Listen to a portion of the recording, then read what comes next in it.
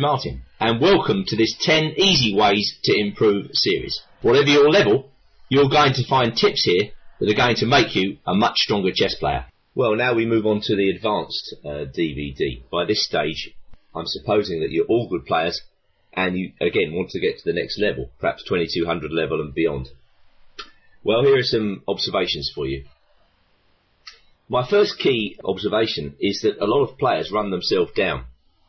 They don't have confidence in their play, and this general lack of self-belief affects the moves that they make. So my first key tip is don't beat yourself up.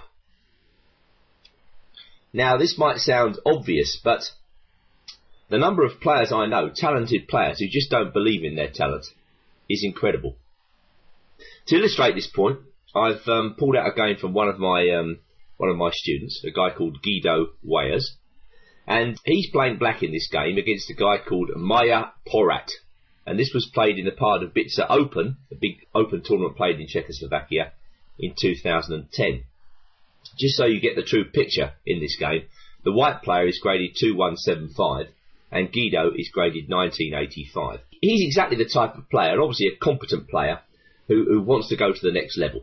And he's looking for the best advice he can in order to do that. Well, he's made notes to this game. I've abbreviated the notes for you, and I'm going to pick out some of the key points he makes about his own play in this game.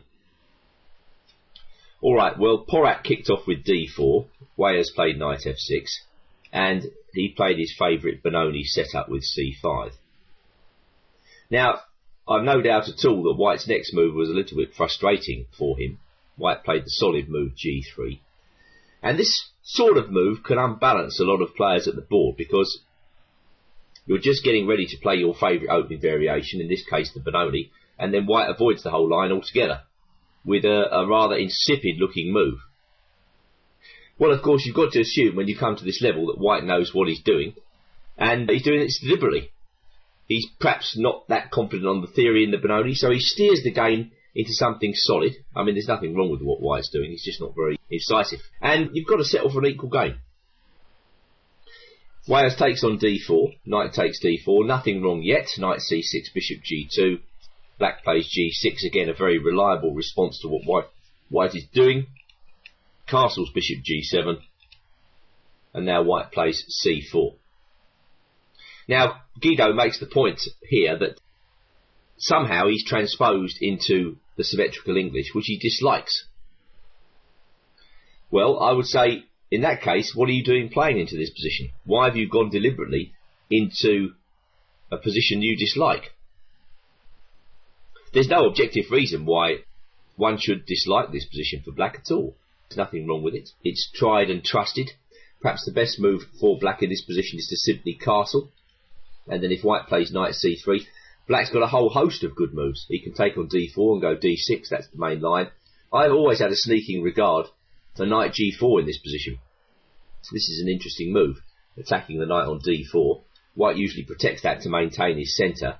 And now black goes knight e5. Again, attacking that pawn on c4. White plays b3, black takes on d4, this is the point of the manoeuvre, and brings his knight back to c6. Bishop e3, d6, and I don't think black's got too many problems in this position. Okay, that would be my choice in coming here, but there are many other choices, as I've said. Going back to the game, Guido immediately shows his lack of confidence here by playing queen b6, which I don't think is a particularly good move. At some stage in the near future, that queen is going to be a target for White's pieces. And black continues with his erroneous opening strategy by playing knight e5.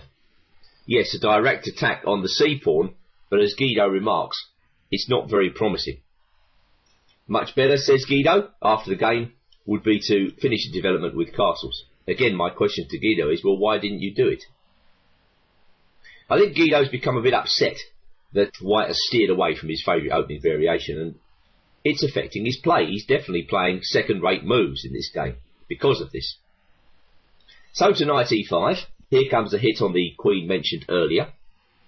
The queen goes back to d8, and now White sets a little trap en passant, which of course no decent player is going to fall in for. Let's just see the trap. Knight takes c4, queen a4 check. Okay, fair enough. Well, black decides just to play a better move here, bishop d7. There's nothing wrong with that. And white went b3, cementing his pawn. Now comes rook v8. h3. I've always had a sneaking regard for a move like h3 in a position like this because, well, it takes away the g4 square from the black pieces. That's one of the first ideas behind it. Because if black was ever threatening to worry white's bishop on e3 with knight g4, now he has to think again. And later on, white is going to try to go through with the main type of plan in this position, which is to go f4 and to get his central pawns rolling. f4, bishop moves, and then e4, gaining space and time in the centre. That is what white should be looking at here. Knight comes back to c6, queen comes up to d2. So white's definitely emerged from the opening with a slight edge. Nothing more, but he's ahead in development. He's castled, black hasn't. And the bishop on g2 is looking like a very strong piece. Typical type of advantage for this fianchetto system.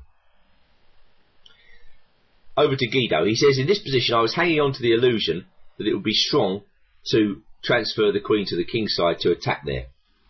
Too late I realised that this was simply a waste of time. I chose simply the wrong plan in this position and did not know what else to do. So black goes through with his plan. White went g4 and black went queen a5.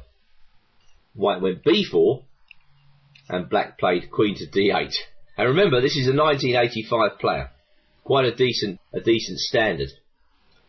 Again, over to Guido. He says white keeps his advantageous position and gets 3 pawn moves for free.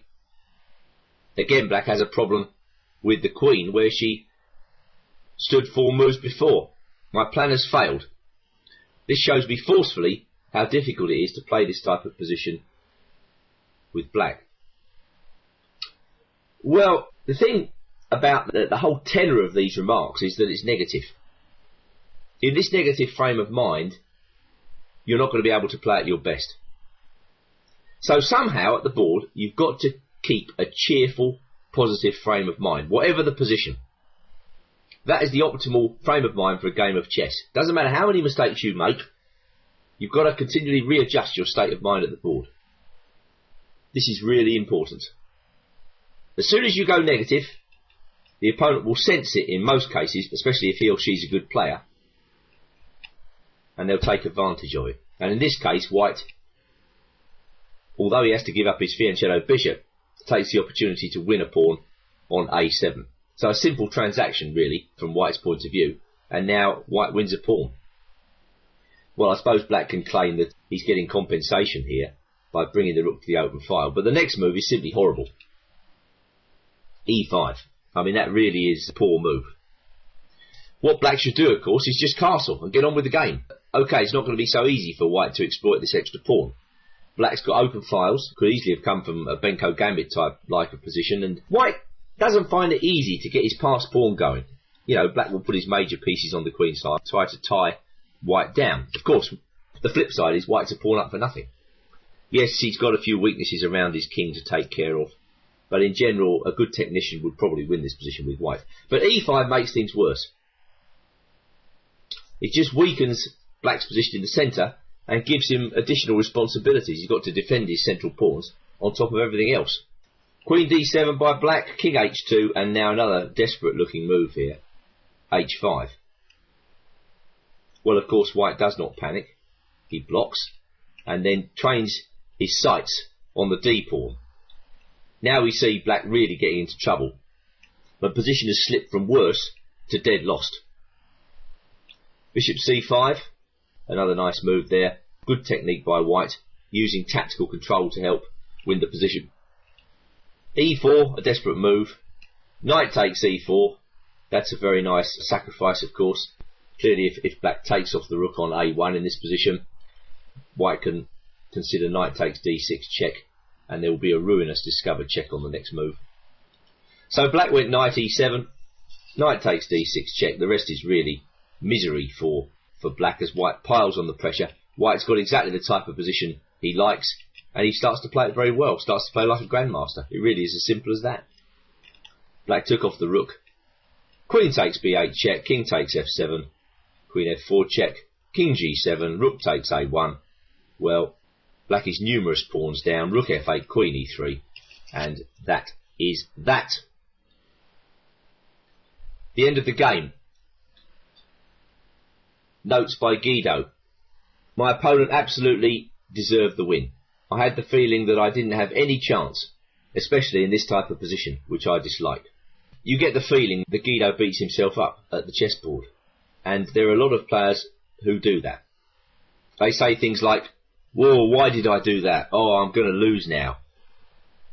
That's the sort of internal conversation a lot of players have at the board. So my first key tip to the player who wants to improve is keep cheerful and positive at the board. Mood plays a role in over-the-board chess, a huge role. Get yourself into a realistic and positive state. If you do that, your results will improve.